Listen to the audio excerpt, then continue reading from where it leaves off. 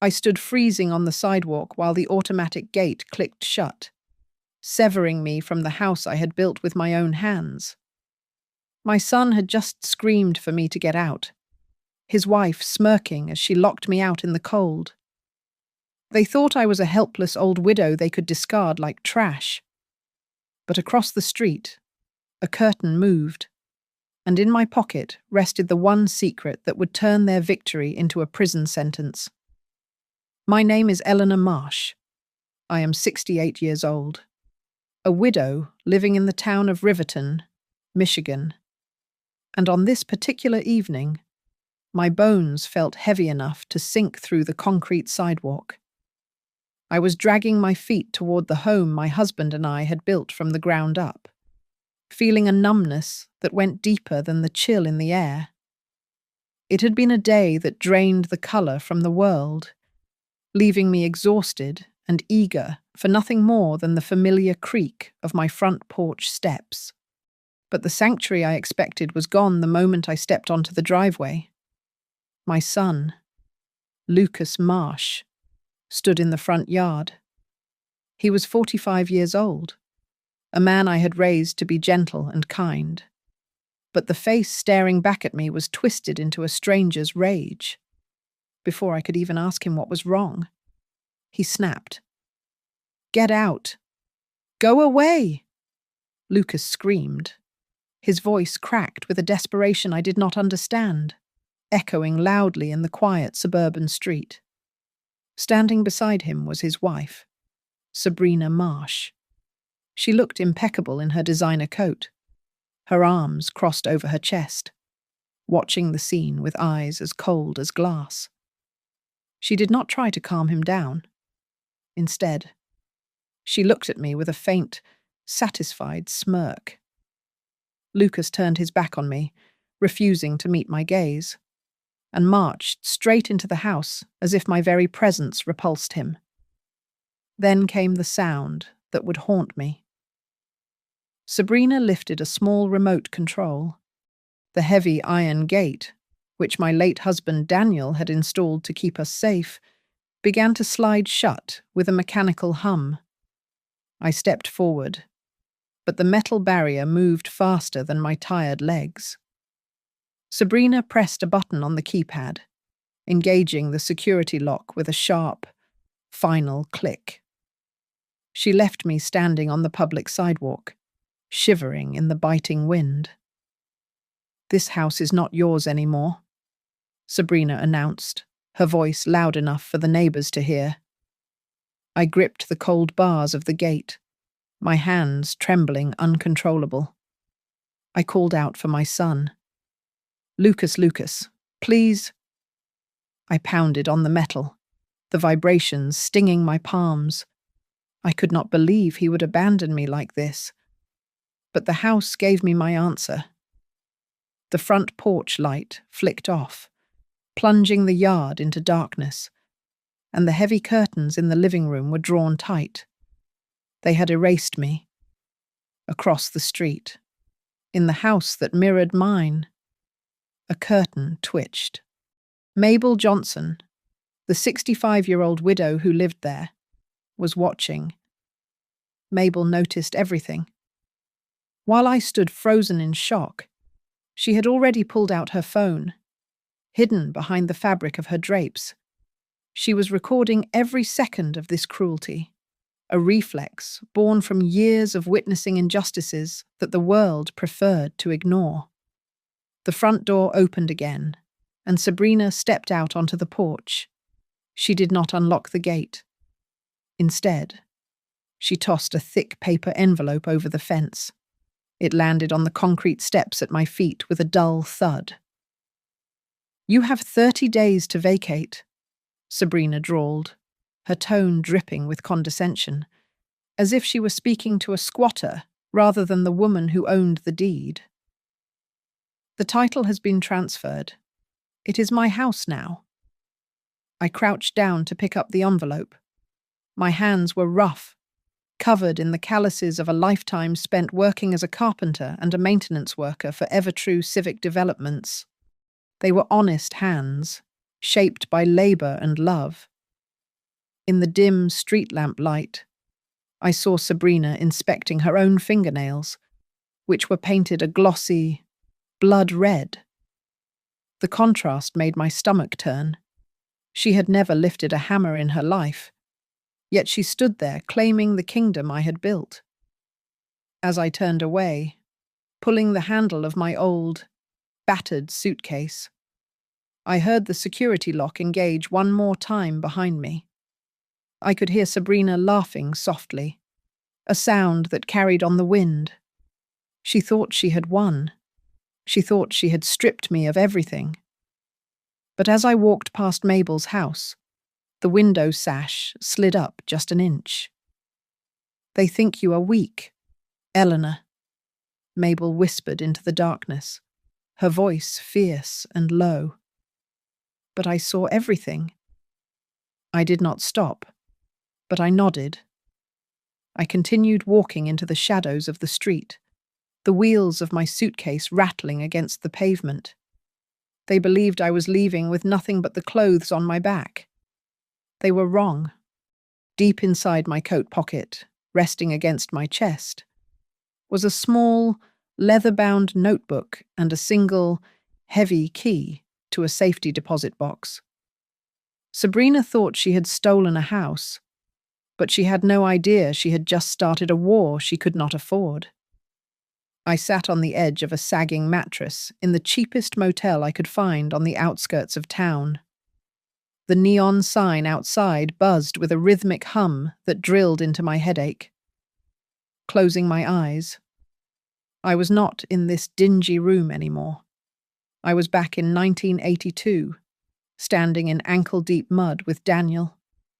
Riverton was different back then. It was a graveyard of abandoned industry and hollowed-out homes. Where others saw decay, Daniel and I saw potential. We bought our lot for $3,000, cash. It was all the money we had. Daniel was a carpenter with magic in his hands, and I was right there beside him, hauling lumber and mixing concrete until my back screamed. We built that house nail by nail. We both worked at Evertrue Civic Developments. I was in maintenance and later the back office, and Daniel was a foreman. We lived small. We drove used trucks and wore denim that had been patched a dozen times. But while our neighbors bought new cars, we bought empty lots. When the market crashed, or when a family moved out in a hurry, we were there with cash in hand. We accumulated property quietly, hiding our growing portfolio behind a facade of blue-collar modesty. We did not want envy. We just wanted security. Lucas grew up inhaling sawdust and paint fumes. We taught him to measure twice and cut once, hoping he would inherit our grit. He was a good boy, but he hated the dirt under his fingernails. When he turned 18, he went to college and became an HVAC systems engineer. He liked the clean lines of blueprints and the hum of servers better than the sweat of a job site. I was proud of him, but I sensed a drift. He wanted the world to be easier than it actually was. Then he met Sabrina. She worked at a dealership selling luxury imports. She was sharp, articulate, and glued to her phone screen. Lucas introduced her to us with a beam of pride, calling her a modern woman. I remember the first time she came to dinner. She looked at the solid oak dining table Daniel had built, a table that could survive a bomb blast, and asked if we had ever considered replacing it with glass and chrome. She did not see craftsmanship. She saw old junk. The friction started small. Sabrina wanted renovations. She wanted vacations in Europe. She started talking about home equity, as if it were free money waiting to be plucked. She urged Lucas to refinance the house to fund her lifestyle. I fought them on it. The last time we argued, just a month ago. I told Lucas that she was bleeding him dry. He stood up, his face red, and told me I was stubborn and stuck in the past. He said I did not understand how the modern economy worked. He did not know that I understood it better than he ever would. When Daniel passed away 5 years ago, I sat down with Victor Lane, our oldest friend and a shark of a lawyer. We created the Marsh Heritage Trust. We moved every single deed, every title, and every asset into that trust. It was an ironclad vault. Lucas knew the trust existed, but we never told him the full scale of it. We wanted to protect him from himself, and perhaps from women like Sabrina. I opened my eyes and looked down at the envelope Sabrina had thrown at me. I tore it open. Inside was a single document titled Quitclaim Deed. I smoothed the paper out on the stained bedspread. It stated that Lucas Marsh was voluntarily transferring all rights and ownership of the property to Sabrina Marsh to settle outstanding debts. There was a handwritten note clipped to it, claiming this was to cover credit card bills and a business loan Sabrina had taken out. I put on my reading glasses. I had spent 20 years as a clerk handling construction contracts and legal permits. I knew what a real signature looked like, and I knew what fear looked like. The signature at the bottom read, Lucas Marsh, but it was wrong. The tail of the letter M trailed off shakily, and the pressure on the pen was uneven. It looked like the hand of a man who was trembling, or perhaps a man who was not fully conscious. A memory of Daniel washed over me. He used to tap his finger on the kitchen table when reviewing contracts. He told me once that I should never trust a paper our son signed unless he came to the house and looked us in the eye to explain it first. My son had not looked me in the eye. He had screamed at me to leave. I touched the paper. This was not a transfer of property. This was a crime scene. Sabrina thought she had handed me an eviction notice, but with her polished nails and arrogance, she had just handed me the first weapon I needed to destroy her. I did not call the police. The police deal with disturbances, but what Sabrina had handed me was a transaction, and transactions require lawyers.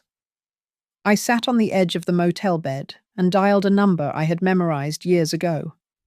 It belonged to Victor Lane, the senior partner at Lane and Westbridge, and the man who had sat at my kitchen table with Daniel to draft the charter for the Marsh Heritage Trust. Victor answered on the second ring. His voice was gravelly, the tone of a man who spent his life arguing with statutes. I kept my explanation brief. I told him about the lock on the gate, the cold look in Sabrina's eyes, and the document she had thrown at my feet. I described the quitclaim deed and the signature that looked like a spider crawling across the page. Victor went silent for a long moment. When he spoke, his voice was ice cold. He reminded me that the deed to my house was not held by Lucas or me personally. It had been transferred into the Marsh Heritage Trust nearly a decade ago. The legal title was locked inside a corporate entity that Lucas had no authority to dismantle. He told me clearly that Lucas could not give away what he did not own. He instructed me to photograph every inch of the document and email it to his secure server. He said he would have a forensic document examiner look at the signature within the hour. Before I hung up, I mentioned something that had been gnawing at me. I told Victor that months ago. Lucas had muttered about credit lines Sabrina had opened in his name. He had never given me the specifics, but the worry in his voice had been real. Victor made a noise of agreement, noting that this sounded less like an eviction and more like a desperate liquidation. The next morning, I walked into the small branch of the community bank where Lucas and Sabrina held their joint accounts. I did not go to the customer service desk. Instead, I waited for Marjorie, a teller who had been processing my paychecks from Evertrue Civic Developments for 20 years. Marjorie looked nervous when she saw me. She glanced around the lobby before waving me over to a quiet corner desk. I asked her point blank if there had been activity on the house title. Marjorie hesitated, citing privacy policies, but she knew my name was still on the original mortgage paperwork from 1982. She lowered her voice and told me that Sabrina had attempted to refinance the home 3 times in the last 6 months. Each time, the application was rejected because the title search flagged the property as belonging to a trust. Then Marjorie dropped the real piece of evidence. She said there was a pending application in the system right now. Sabrina had submitted the quitclaim deed I held in my hand, trying to bypass the trust issue by claiming Lucas had personal ownership. But the bank's fraud department had paused it. Marjorie whispered that the signature on the deed did not match the signature card Lucas had on file. It was too shaky. It lacked the fluid, confident loops my son always used. I left the bank and my phone buzzed. It was Victor. The preliminary report from the handwriting expert was in. The signature was a forgery. The expert found signs of hesitation marks, suggesting the pen had stopped and started, as if someone were tracing a model rather than signing their own name. Victor was furious. He explained that the document was legally worthless because the trust shielded the asset, but the act of creating it and presenting it to a bank was a felony. Sabrina had not just lied to me, she had committed bank fraud. Victor told me to get out of the motel. He said it was time to stop living like a victim. He gave me an address for a serviced apartment building in downtown Riverton. He told me the code to the penthouse suite and said I could stay there as long as I needed. I knew the building. I had approved the maintenance budget for its roof repair last year. It was one of 12 commercial properties owned by the Marsh Heritage Trust. Sabrina thought she had thrown a poor old woman onto the street. She did not realize she had just declared war on a landlord who owned half the neighborhood. I hailed a cab and gave the driver the address, ready to step back into the world, not as a mother grieving a son, but as the CEO of an empire Sabrina could not even comprehend. The morning sun filtered through the high windows of the serviced apartment, illuminating dust motes dancing in the air, but the warmth did not reach inside me. I was startled by a sharp rap on the heavy oak door. I was not expecting anyone, and for a moment, fear spiked in my chest, irrational and sharp. I opened the door to find Mabel Johnson standing there, clutching a grease-stained paper bag from the local bakery in one hand and a small silver USB drive in the other. Mabel pushed past me before I could even offer a greeting, setting the bag on the granite countertop. She told me she had tracked me down because the taxi driver I had hailed the previous night was her nephew. And in our neighborhood, family did not let family disappear without a trace. She looked at me with eyes that had seen decades of change in Riverton, from the riots to the gentrification that was now pushing us out. And she said simply that she had brought breakfast and ammunition. We sat at the small dining table, and Mabel plugged the drive into my laptop. The video she had recorded from her window filled the screen. It was shaky at first, framing the iron bars of my front gate, but the audio was crystal clear. I watched my son scream at me again, his face distorted by a rage I still could not reconcile with the boy I had raised. Then came Sabrina's voice, sharp and poisonous. She locked the gate and sneered, saying loud and clear that this was her house now and I was just an expired dorm guest. I felt a flush of humiliation burn my cheeks. To be seen like that, discarded and helpless, was a wound to my pride that felt deeper than the loss of the roof over my head. I wanted to look away, but Mabel reached out and covered my rough hand with hers. She told me not to look down. She said that Sabrina thought she was shaming me, but she was actually confessing to an illegal eviction on camera. Victor arrived an hour later, looking weary but sharp in his charcoal suit. When he saw the video, he did not smile, but the tension in his shoulders eased. He looked at Mabel with genuine respect, recognizing her immediately as the kind of witness a defense attorney has nightmares about. He asked her if she would testify, warning her that it would be ugly and invasive. Mabel just nodded. She said she had lived on that street for 40 years, and she was not going to let a newcomer with a fake tan and a cruel heart tear it apart. Then Mabel leaned in, her voice dropping to a conspiratorial whisper. She told us that the video was not the only thing she had seen. She described strange cars idling outside my house when I was away visiting my sister. Expensive sedans with tinted windows, out of place on our working-class block. She spoke of men with tattoos creeping up their necks, men who did not look like contractors or friends. She recounted a specific afternoon 2 weeks prior. She had been gardening and heard raised voices in my backyard. Through the slats of the fence, she saw a man grabbing Sabrina by the wrist. He was twisting her arm, and Mabel heard 2 words clearly drift over the fence. Deadline. Interest. Victor went still.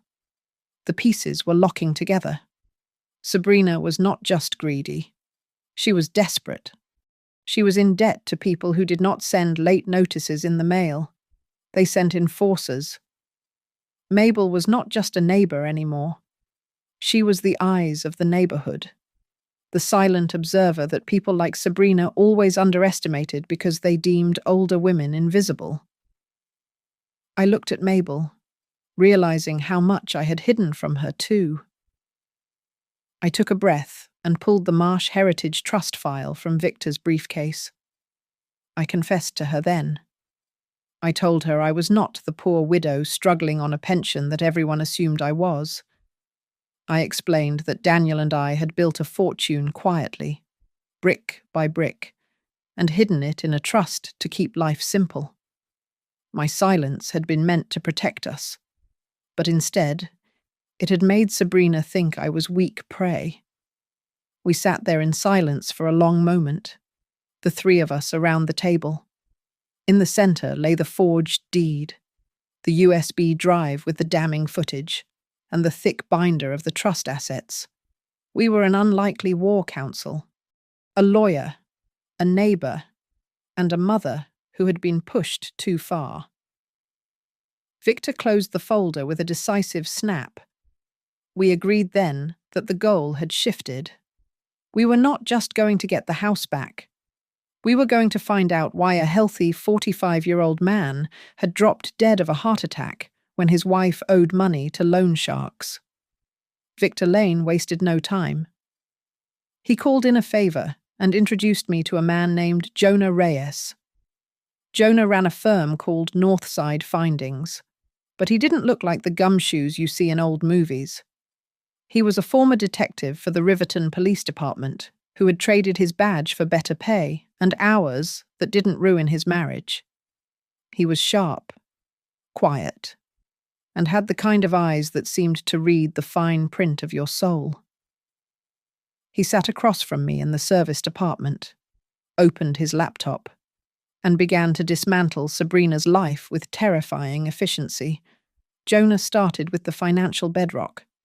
He pulled Lucas's full credit history, and within 10 minutes, Sabrina's sob story about my son's debts evaporated.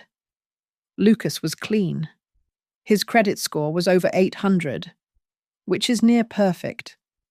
There were no maxed-out credit cards, no hidden personal loans, and absolutely no liens against him. The narrative of Lucas being a secret spender was a complete lie. He had been the same responsible boy who saved his allowance to buy tools. Then Jonah turned his focus to Sabrina. On paper, she was a ghost.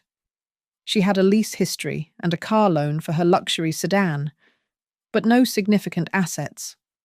However, Jonah knew where to look. He dove into the digital underbelly of the internet. He found a user ID, Sabmarsh88, which was linked to half a dozen offshore sports betting websites. Jonah made a call to a contact he described as a white hat hacker. By the time he hung up, we had the numbers, and they made my stomach turn.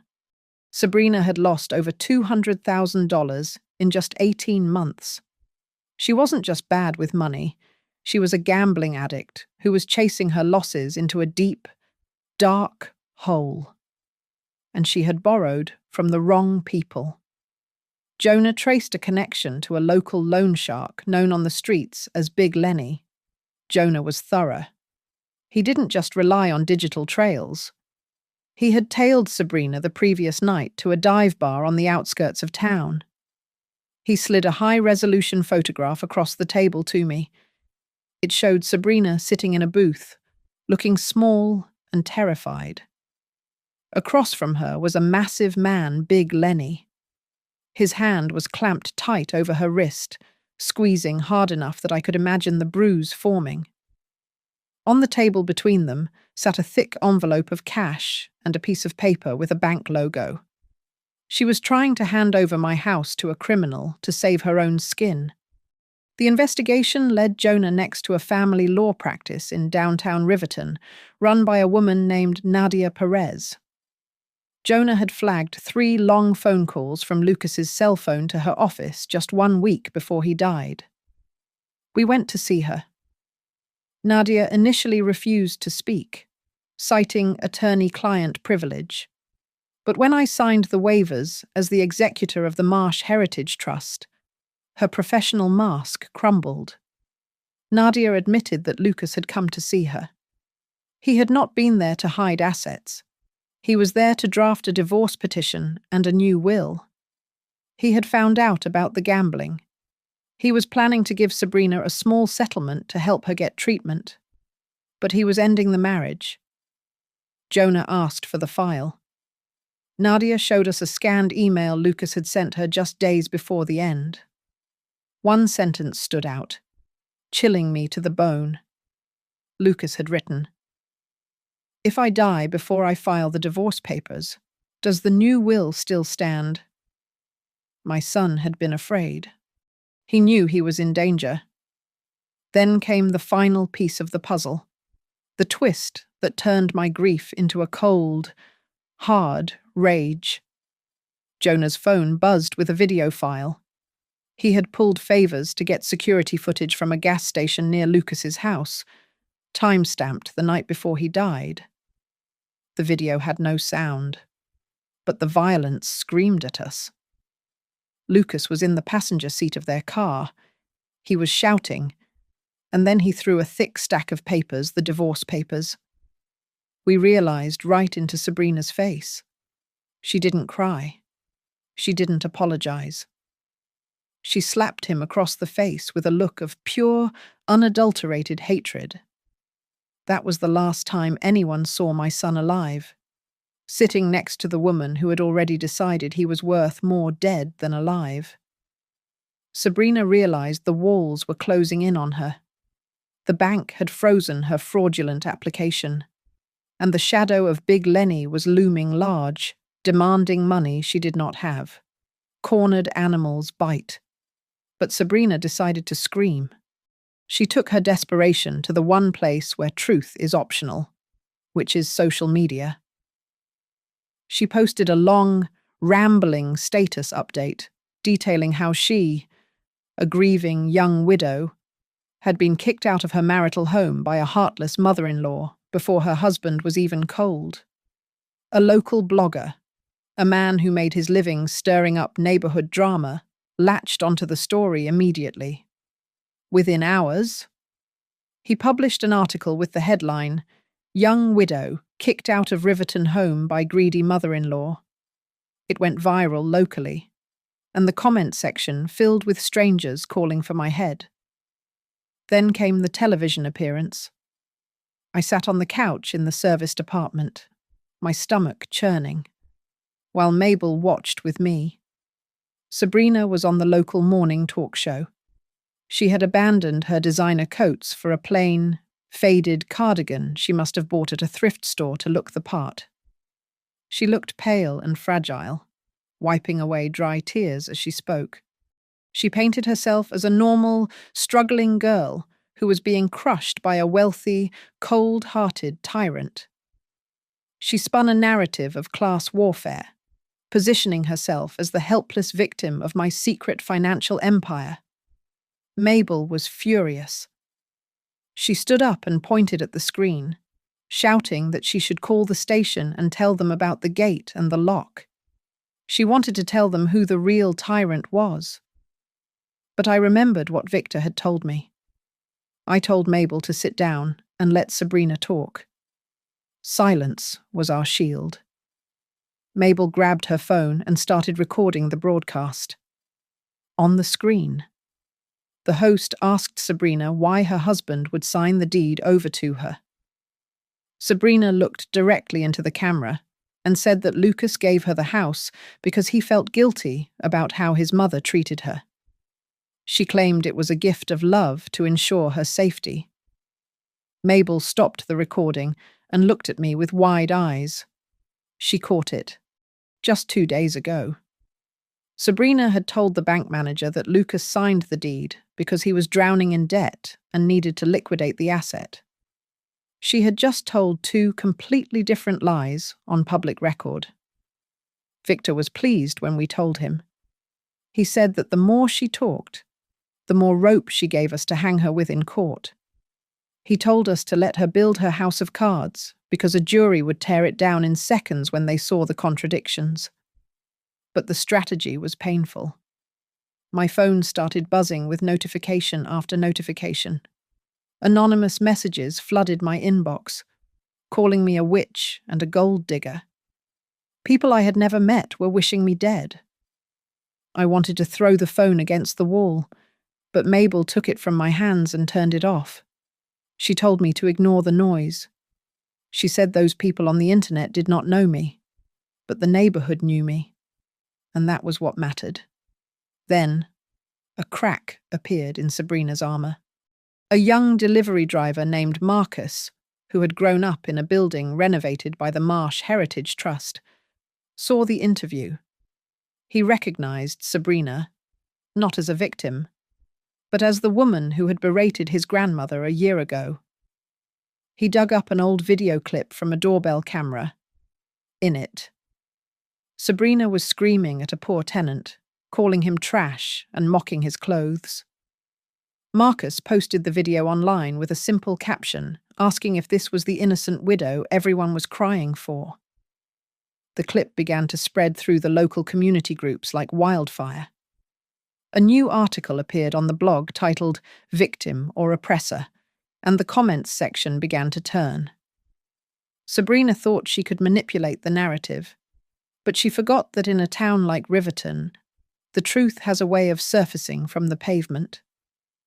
The conference room at Lane and Westbridge smelled of lemon polish and old leather, a scent that usually calmed me, but today the air was thick with tension. On one side of the long mahogany table sat Victor and I. On the other sat Sabrina and her new attorney, a man named Mark Odell. Mark was wearing a suit that was too shiny and a watch that was too big. He leaned back in his chair with a smirk that suggested he thought he was the smartest person in the room. Mark did not waste time on pleasantries. He leaned forward, placing his elbows on the table, and looked at me with practiced disdain. He accused me of profiting from the corpse of my own son. He told me that if I did not sign the house over to Sabrina immediately, he would drag my name through the mud in every court and newspaper in the state. He called me a predator preying on a grieving widow. Victor did not blink. He did not raise his voice. He simply reached into his briefcase and pulled out a stack of files, sliding them across the polished wood until they rested directly in front of Mark. First was the forensic report on the signature.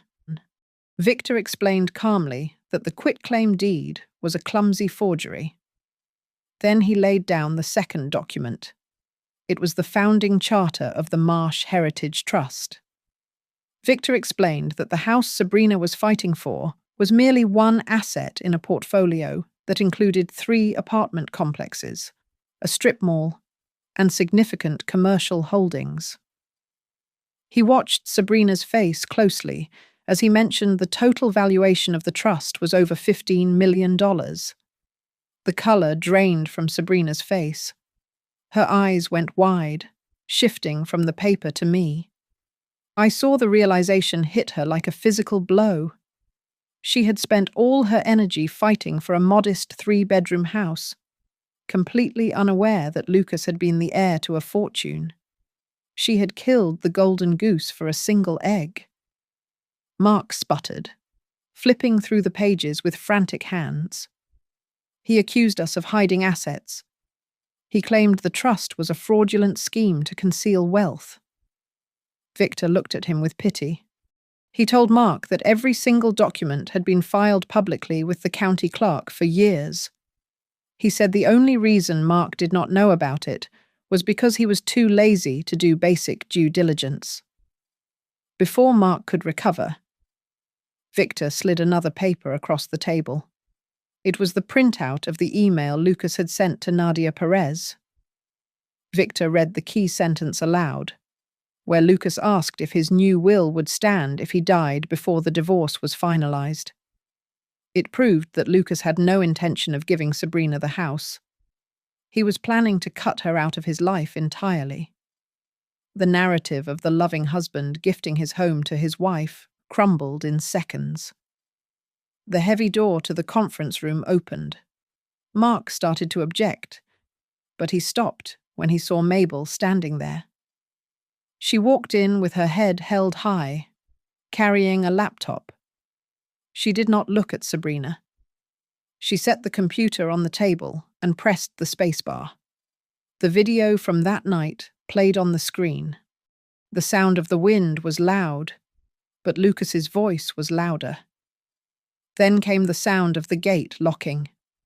And then Sabrina's voice cut through the room. On the recording, she said clearly that I would die without knowing what happened. The silence that followed was suffocating.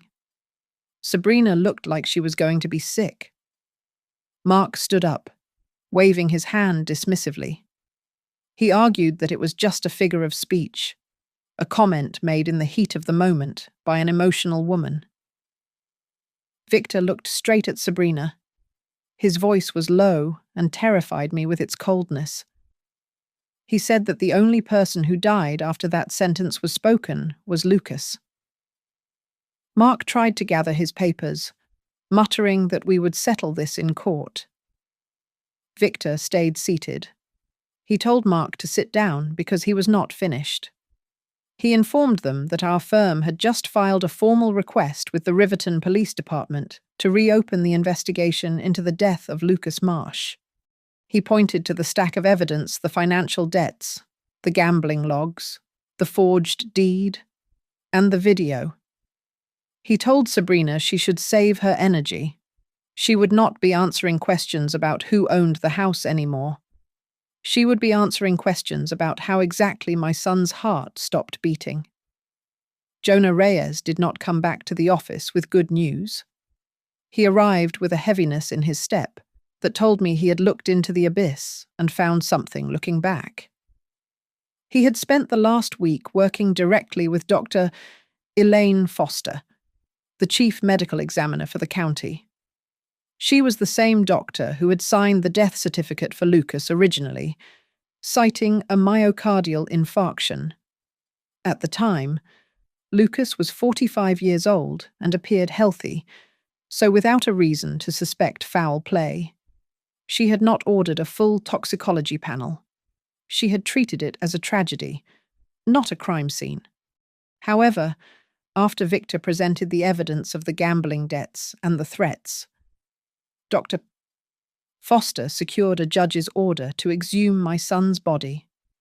Jonah stood witness during the process. He told me later that he kept a respectful distance, ensuring that the dignity of my son was maintained. but he watched every sample being taken to guarantee the chain of custody was ironclad. The results from the new toxicology screening were terrifying. They found significant concentrations of warfarin in Lucas's system. It is a common anticoagulant used to prevent blood clots, but in high doses, it is the primary ingredient in rat poison. The levels in his liver suggested he had been ingesting it for weeks. It was not a sudden overdose, but a slow accumulation. Jonah and Dr. Foster cross-referenced Lucas's medical records with every doctor he had visited in the last 10 years. There was no prescription for warfarin. There was no medical reason for it to be in his blood. Jonah then turned his attention to the how. He went back to the surveillance footage, this time targeting the local grocery store where Sabrina did her shopping. He found what he was looking for on a tape from 3 weeks before Lucas died. Sabrina was at the checkout counter. On the conveyor belt, amidst milk and eggs, was a large box of rat poison and several bags of unlabeled bulk baking powder. Jonah checked the house records. They had no pets. They had never hired an exterminator or complained to the landlord about rodents. He did not stop there. Jonah returned to the gas station footage from the night of the argument. He asked the owner for the interior camera angles. The video showed Lucas buying a large coffee to go. Sabrina was standing next to him, holding a silver travel thermos. In the car, after the papers were thrown and the slap was delivered, the footage showed Sabrina holding that thermos. She had insisted on making him coffee every morning for the last month, claiming she wanted to take care of his health. The final nail in the coffin came from her digital footprint. Jonah tracked her credit card history to a website based overseas that sold unregulated dietary supplements. She had purchased 3 bottles of an herbal compound advertised to thin the blood. The delivery confirmation showed they arrived at my house 2 months ago, right around the time Lucas started complaining of dizziness and bruising easily. Dr. Foster reviewed all of this evidence and made an immediate amendment to the death certificate. The cause of death was no longer natural causes. It was listed as warfarin toxicity, resulting in massive internal hemorrhage. She officially marked the manner of death as homicide. Jonah sat across from me in the quiet of the apartment and placed the thick file on the table. He looked tired. He told me that I did not have to guess anymore. He said that my son did not die because his heart was weak. He died because he trusted the person sleeping next to him, and she had betrayed that trust in the most violent way possible. Lucas had been murdered, slowly and methodically, by the woman who had vowed to love him until death parted them. The Riverton Police Department finally brought Sabrina in for formal questioning, but she did not come alone. She marched in with Mark Odell glued to her side, and together they turned the interview room into a stone wall. Sabrina refused to answer questions about the rat poison or the gambling debts. Instead, she looked straight at the detectives and claimed she was the victim of a witch hunt. She insisted that I was using my hidden wealth and political connections to frame a grieving widow, because I hated her. She played the part of the martyr perfectly, her voice steady as she accused me of destroying her life. Mark was not content with just defense. He launched an offensive that took my breath away. He filed a civil countersuit against Victor and me, alleging that we were responsible for the wrongful death of my son. The lawsuit claimed that my controlling nature and the pressure of the trust had caused Lucas such severe psychological distress that his health failed. It was a monstrous lie designed to muddy the waters, hoping to make the district attorney hesitate before pressing criminal charges. He wanted to turn a murder case into a messy family squabble. But the tide was turning outside the interrogation room. An independent investigative reporter aired a segment that evening that finally scratched beneath the surface. For the first time, the public heard about the Marsh Heritage Trust and the massive gambling debts Sabrina had racked up. The narrative of the poor widow began to fracture, and the town of Riverton started to divide into two camps. I had to testify before a grand jury. Walking into that room was one of the hardest things I have ever done. I had to recount the last time I saw Lucas alive, weeks before the incident at the gate. I told them how pale he looked. I told them how he avoided my questions about his health, brushing off his fatigue as work stress. But then I remembered a specific detail that made the jurors lean in. I told them that Lucas had rubbed his temples and mentioned that the coffee at home had been making him dizzy lately. He had laughed it off, saying he probably needed to switch brands. I had to say those words aloud, knowing now that my son was describing the very method of his own murder. Mark struck back the next morning. He leaked a photograph to a tawdry tabloid website. It was an old picture, taken years ago by Sabrina without my knowledge. In it, I was pointing a finger at Lucas, my face stern, scolding him about something trivial. Taken out of context, I looked like a tyrant. The headline screamed about the controlling mother who drove her son to the grave. My phone began to buzz again with hateful messages, the internet mob eager to hate me once more. Mabel had seen enough. She did not ask for my permission. She simply went to war. She organized a gathering in her backyard and invited everyone who had ever lived in a property managed by the Marsh Heritage Trust.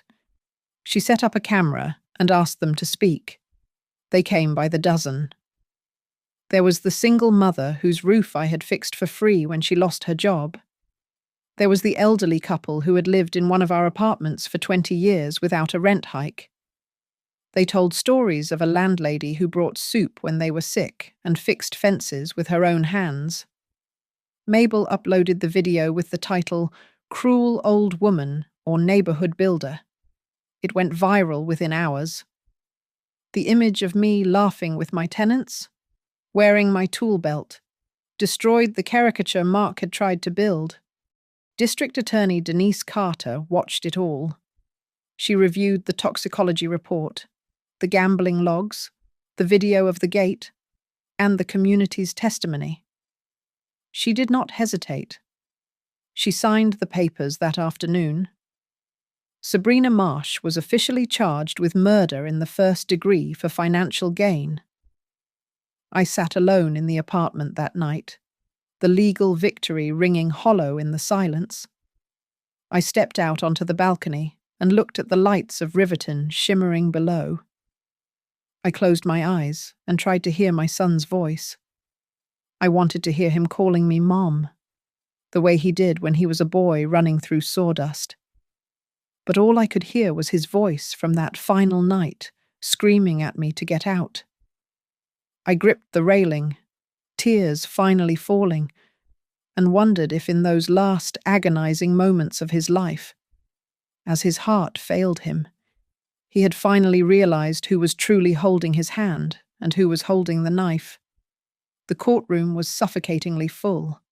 Neighbors from Riverton, local journalists, and the reporters who had once painted Sabrina as a saint were now packed into the gallery, shoulder to shoulder.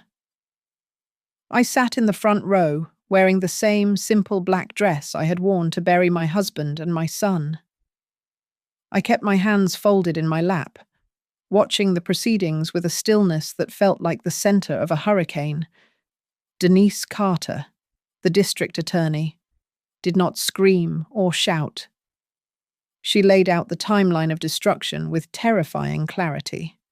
She displayed the records of the $200,000 Sabrina had lost to offshore betting sites. She showed the rejected mortgage applications where Sabrina had tried to leverage a house she did not own. She presented the divorce papers and the new will that Lucas had drafted, proving that his death was the only way Sabrina could get her hands on the money she owed to Big Lenny. The witnesses were nails in a coffin that was being hammered shut one by one. Nadia Perez testified that Lucas was terrified of his wife and wanted to protect his assets. Dr. Foster explained the science of warfarin poisoning, detailing how it slowly destroyed my son from the inside out. Jonah walked the jury through the timeline of the poison purchase and the video of Sabrina holding the coffee thermos like a weapon. Then Mabel took the stand. Her hands trembled slightly as she took the oath, but her voice was strong. She described the night of the eviction. When the video played on the large monitors, the courtroom went dead silent. The sound of Lucas screaming for me to get out and go away echoed off the walls. It was raw and painful, but it was the truth. When it was my turn to testify, the defense attorney, Mark O'Dell, looked ready to tear me apart, but I did not give him the angry tyrant he wanted. I spoke about Lucas. I told the jury about the little boy who helped me sand floors and the man who fixed doorknobs for his neighbors.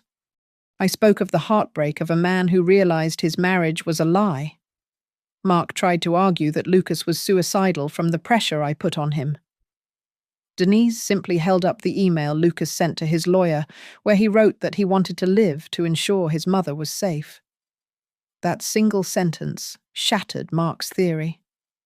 The unraveling came when Sabrina took the stand. She thought she could charm the jury one last time, but under cross-examination, she cracked.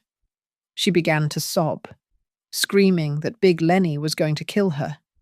In her hysteria, she shouted that she never meant for Lucas to die. She claimed she only wanted to make him weak and sick so that he would have to stay home and depend on her. She wanted to be his nurse so he would stop the divorce. The courtroom gasped. She had just admitted to poisoning him, claiming it was accidental manslaughter instead of murder. But the intent to harm was undeniable. The jury deliberated for less than 3 hours. When they returned, the foreman did not look at Sabrina. He read the verdict in a clear voice. Guilty of murder in the first degree. Guilty of fraud. The judge thanked them and recommended the maximum sentence without the possibility of parole. As the bailiffs moved to cuff Sabrina, she twisted around in her chair. Her face was red and wet with tears. She looked right at me and screamed that if I had just given her a small piece of that money, Lucas would still be alive. She yelled that I was the reason he was dead. I stood up slowly. I looked her in the eye, feeling a cold finality settle in my chest. I told her that my son died because of her greed, not because of my money. The bailiffs dragged her out through the side door, her screams fading into the hallway. Denise Carter shook my hand, and Victor and Jonah stood behind me like a shield. Mabel reached out and squeezed my fingers, asking softly if I was ready to go home. I looked at her, took a deep breath, and nodded. I told her that yes, this time I was really going home, now that Lucas had finally seen justice. Thank you so much for listening to this story. I would love to know where you are tuning in from, so please drop a comment below and share your thoughts on the ending. If you enjoyed this video, please make sure to subscribe to Grandma's Family Diary, hit the like button, and press that hype button so we can share this story with even more people.